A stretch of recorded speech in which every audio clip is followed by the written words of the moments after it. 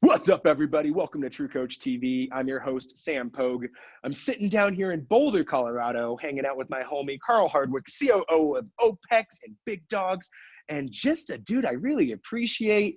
And I'm really happy to sit down and chat with this guy about how you guys can make sure that you're spending the right amount of time inside of your programming, inside of your client experience, and make sure that we are making sure we are efficient. It's not that we're not taking away from the value we're offering. We're making sure that we honor the time that we have so that way we can deliver the best experience to our clients and grow the business and continually look towards what the next step is, because business is a three-headed monster where you're consistently playing that game. And this guy does it for a lot of different things, and he still coaches. So without further ado, Mr. Carl Hardwick, thank you so much for joining us. Thanks, man. I'm trying to figure out can I swear? I don't want to swear. Yeah, of course. How the fuck I can match that energy, man. That was impressive, Sam. That was good. Just for context, we were having a conversation before you hit record, and you were at like a 4. And as soon as that red circle started blinking, holy shit, you went to a 9.75. That was good, man. I like that. It's good showing. Good. I'm glad you like it. Tell people a little bit about what you do at OPEX, what you do at Big Dogs, and as a coach, and where your fitness career kind of comes in from. Oh, man. Yeah, I'll keep this extremely brief. Yep. Yeah, so at OPEX, I'm the Chief Operating Officer. What does that entail? I manage people. I manage systems. I manage our education. So I lead the educational charge at OPEX and what we put out. And we create a lot of content as well for coaches. So we're not your typical company where you have your executives at the top, not really doing anything on the ground. So, myself and Jim and James, we're on the ground every single day, and we're talking to coaches and we're getting our feet dirty and our hands dirty and stuff like that on a daily basis. Same idea with Big Dogs. So yeah, we're a remote coaching company on that side. And manage a number of coaches and lead that charge. And we just have some great coaches on that side. So when I say I'm leading that charge, I'm definitely not here and those coaches are there. We're all here together, and I'm the organizer of the machine.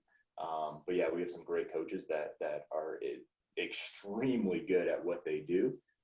So we come together and we share great ideas, and we ensure that thing keeps moving. And then, I coach clients as well still. So I've been in the coaching game for 15 plus years. I think I'm going on 16. I may be over 16 right now, but 15 plus years, man. And, I've coached in different scenarios and in different environments, from, strength, like your regular, typical strength conditioning, to your, I don't want to call it like douchebag personal training. I was one of those guys. And sorry, I'm not saying personal trainers are douchebags. I'm saying, when you think of like, personal trainer in a commercial gym, and like they see someone and they're like, ooh, I'm a shark, I'm going to get that person. I was one of those guys. Yep, me too. At a Lifetime Fitness, and went the S&C route for a while. Coached some group classes, owned 3 CrossFit gyms, owned 3 OPEX gyms, went completely into individualized fitness and got rid of the group thing.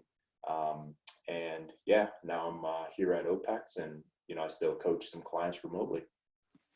You've done a few things in your day, and has some wisdom to share, and especially like, you running a Big Dog, you running Big Dogs, which is a remote coaching business. You're leading coaches who have 130 plus remote clients.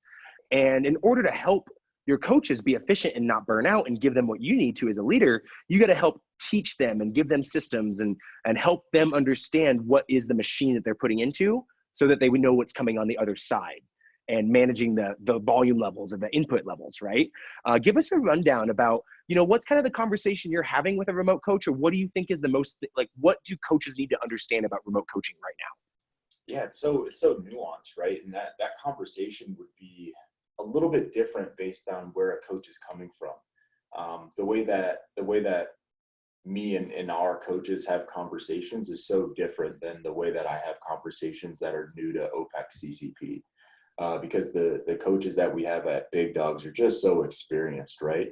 And experience is just key, right? It's like, you know, I know we'll dig into some efficiency pieces and stuff like that, but what's the best way to build efficiencies is to learn from where you were inefficient. So, you know, where I would talk to, or what I would urge coaches to do around the world is just think about pillars, right? Like, what are your pillars as a coach? And just, I'm going to throw some ideas out there at you.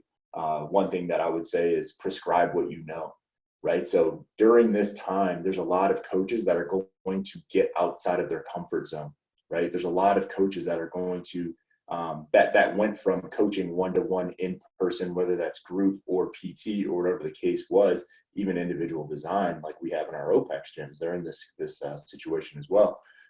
If we go outside of our box of prescribing what we know, and we see some things on social media or on YouTube or even in this conversation, someone hears something and they're like, ooh, I want to try that.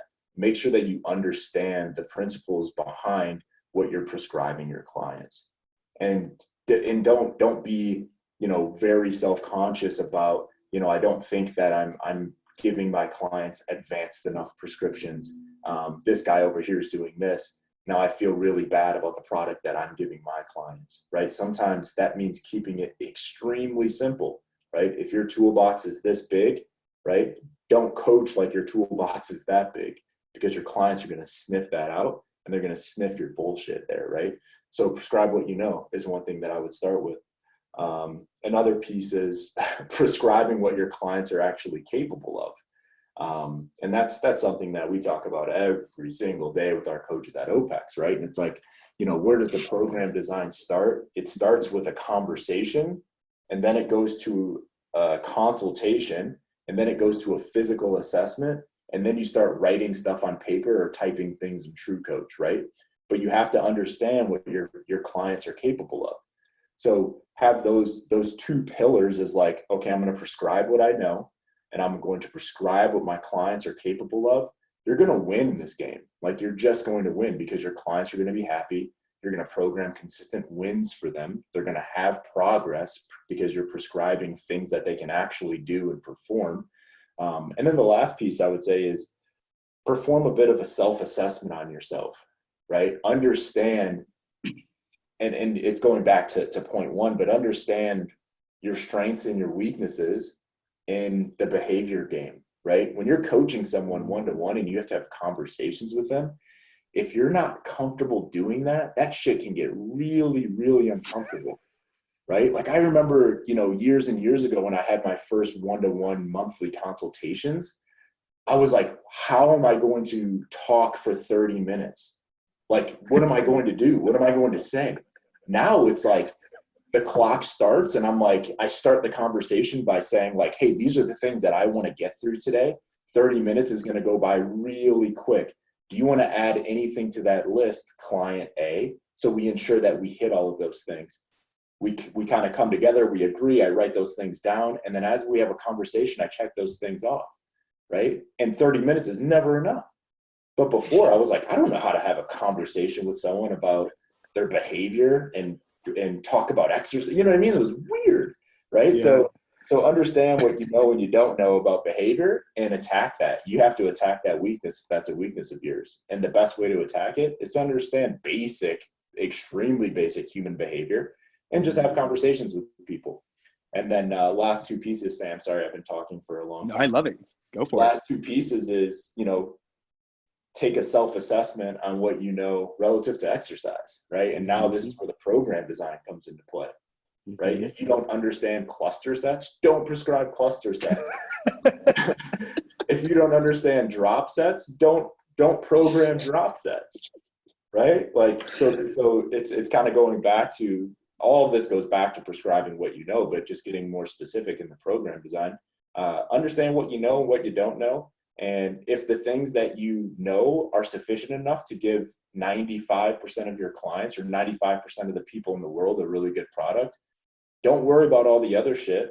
Get really good at the stuff that you know and worry about adding things to your repertoire. Like, a year down the road. Like, get really good at the stuff that you know today. And then the last piece is the nutrition piece.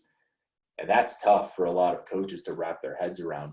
And, you know, I think I'm just going to say one thing on nutrition, because I think this could go this conversation could be another 30 minutes, another hour.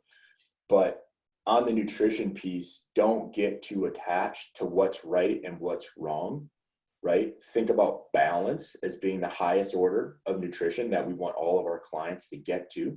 So don't look at carnivore, don't look at keto, don't look at intermittent fasting as like the gold standard. Look at balance and nutrition is where you want to get all of your clients. That being said, where you start with every client may be a little bit different, right? So wherever you start, anyone can do that. I can go to, you know, I'm just going to say a website, I don't know if this exists, createmymacros.com, and like put in my body weight and how much activity I do and all of that. And I can get some really good macros and I'm off and running, right? But it's like, that's not coaching, right? Coaching is having a starting point and being able to manipulate by the results that you're seeing or not seeing, right? So nutrition is not an exact science. No one gets it right the first prescription 100% of the time, but the art of nutrition coaching comes working with people, seeing results or not seeing results, and being transparent and saying, we're making these changes because of this. And it's let's call it a continuum of nutrition coaching, right? And a lot of coaches get really scared when it comes to nutrition coaching because there's a lot of people on Instagram and stuff like that saying that you know shit about nutrition. So understand the basics there, have a starting point, and get your clients results by seeing what's working and what's not working. Yeah. No, that's all such great advice. And I think, you know, the big piece, guys, that, you know, I think that you're consistently hearing through conversations in the blog and through OPEX, if you're a part of their community, is that conversation on the very front end sets the tone. If you're not having a great consultation and you're not building a great relationship with that person where you're learning how to communicate, well, your program's going to suffer because you don't have all the information you need to build what they need to be successful that they're going to do, right? The same thing goes for how you're going to communicate with them, whether that's through nutrition or through back and forth about exercise or whatever that is. But that relationship on the front end sets the tone for every single piece of that.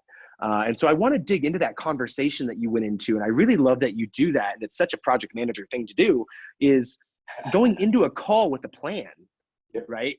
Because that's obviously not me. If you guys know me, like, that is not my skill set. Like, I just want to come in and just start talking.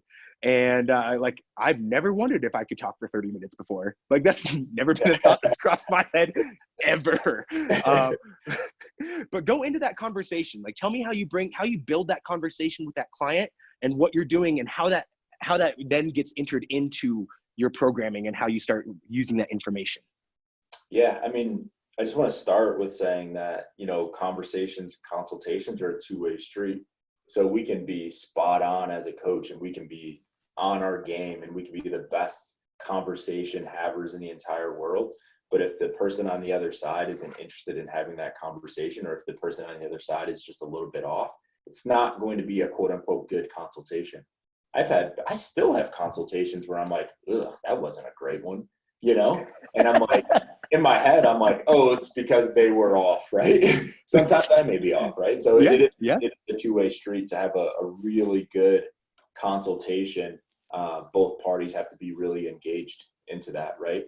But as far as structuring, you know, monthly consultations and conversations with clients, I always go in with a game plan, but sometimes I get punched in the face 15 minutes in a conversation. Right. So it's like, I always have it laid out where it's like, okay, these are the behavior pieces I'm going to hit with this client this month. These are the exercise pieces and these are the nutrition pieces. We start with behavior pieces, and that client tells me that they're thinking about getting a divorce with their significant other. Right. It's like, there's no way I'm getting to the exercise and nutrition stuff. Right. And that's a 30-minute conversation. And we may even have to extend that consult a little bit to really dig into those pieces. So we have to have a plan as a coach as to what we want to hit on, But in reality, the client really does drive that consultation, because the client isn't paying us to hear what we want to talk about. The client's paying us for us to be their ear, right? Sometimes we don't even, I've had clients, Sam, where it's like, we've gone 6 months without talking about exercise, like that's real stuff, right? And it just depends on where that client is, what they're going through, and where their priorities sit in that behavior, exercise, and nutrition continuum.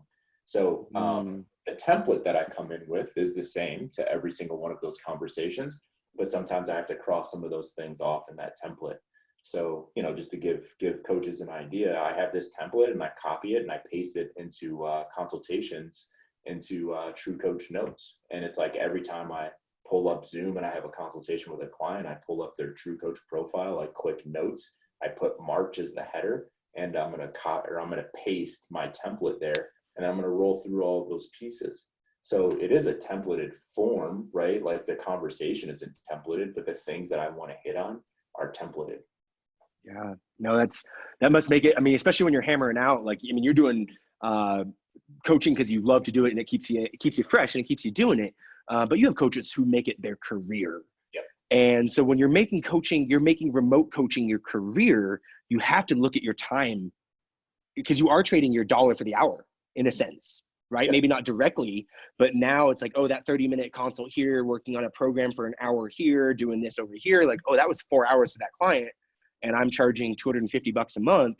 Okay, does that meet my hourly? Or does not meet my hourly?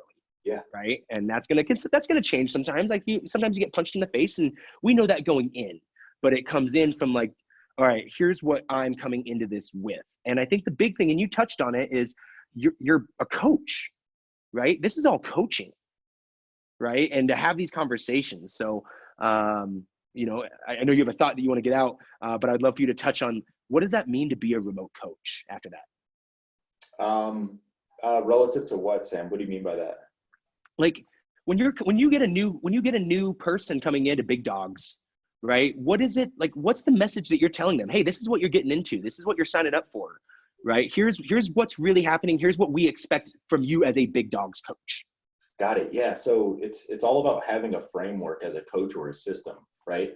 So we hit on individualization and personalization at every turn, but we still work within a framework, right? Like if we didn't have a framework that we worked inside of, we would be extremely inefficient as coaches. So just the way that I laid out the monthly consultation and how I copy and paste that into True Coach and adjust fire with every client as we roll through it, we have that with everything, right? So it's like onboarding clients. There's a framework that we sit inside of.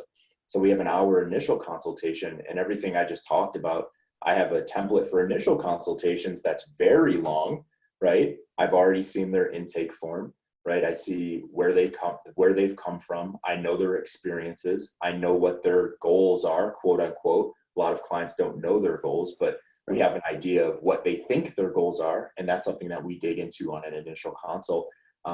We know how many days a week they can train. We know what kind of, equipment that they have access to. We know all of that before we sit down and have an initial consult. So it's just a framework. And then on that initial consult, it's all about setting expectations, right? It's like, this is who I am. This is what I do. This is where I think I can add tremendous value to you based on what I know about you. Because where we add value to clients, Sam, and you know this, I know it, but where we add value is so different from client to client to client to client. If I get an athlete that comes in and they say, I want to win at this thing, right? Whatever this thing is, whether they play football, whether they're a CrossFitter, whatever they are, my value is getting them to win at that thing, right? So my value is in exercise physiology, right? I'm like, how can I make this person better? And then we wrap, lifestyle and nutrition around that, but it's all aimed at getting this person better. Whereas I have someone else where they're like, I'm not in a good place emotionally. I don't like the way that my body looks. I'm not happy. Like my value is completely different, right? But I work within my scope, definitely. And I make it really clear in what my scope is. It's like, hey, I'm gonna have an honest conversation with you, and this is where I think I can help you. And it's like, cool. And if there's something that's missing there, I'm going to have to refer out, and you need to go talk to this person or that person to address that. And if they're willing, I would love to have an email thread with the psychologist that you're talking to, or whatever that is. And there's actually a lot of providers that are open to that. Yeah. You know, we have a doc here, Dr. Drobot, that a lot of our clients work with. He's not a psychologist. He's more under the hood type guy. But a lot of our clients work with him, and we have ongoing conversations about our clients if they sign a release form. So it's all about setting really good expectations and not trying to be someone that you're not as a coach, right? Like going back to prescribing what you know, right? I'm not a psychologist. I know a little bit about behavioral science, more than a lot of coaches, but I know a little bit about that, right? But I'm not a psychologist, and I'm not going to walk someone, keep them from walking off the ledge, right? Like if suicide comes up in a conversation, I'm referring out, man, 100% of the time. Right. Yeah, I can't handle that. But yeah, man, I think it's just setting expectations is the short answer to your question, Sam. Yep, 100%. No, I love it, right? And so knowing, and Carl and coming into this conversation, yes, the framing of this conversation is around coaching efficiency. And I wanted you guys to get the idea that efficiency didn't come from like, okay, this program or this style of training or this template or whatever it is. That efficiency comes from digging into the business and looking at, like Carl said, where are you inefficient? That's the thing you probably need to pay attention to first, and then staying within your zone, right? Like if you're trying to go outside the box all the time, like crap, you're always trying to be imaginative, and that's not always a quick thought process versus like, I live here, and then having that conversation with your client saying, hey, this is where I think I can help you, and managing the conversation from the beginning, right? Here's what I can help you with. Here's what you're looking for. Is this a relationship we can do? Here's what expectations are, right?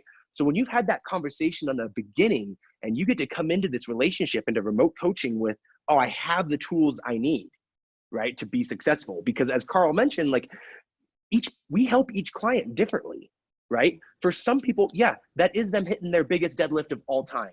But is it really them hitting their big 3RM deadlift, or is it them staying consistent in the gym 3 days a week for 5 years, right? Yeah. And then all of a sudden proving to themselves that they can do it, or changing the relationship they had with food, or whatever that might be. So yeah, developing that relationship. Give yourself the tools to be a coach, so that way you can coach these people that are choosing you to help them get to where they want to go. Whether that's return to play, better nutritional habits, a CrossFit Games athlete, a baseball player, right? Efficiency comes from building that relationship and then delivering the service that's in your zone that you know how to deliver, and doing it so freaking well that people want to keep coming back for more.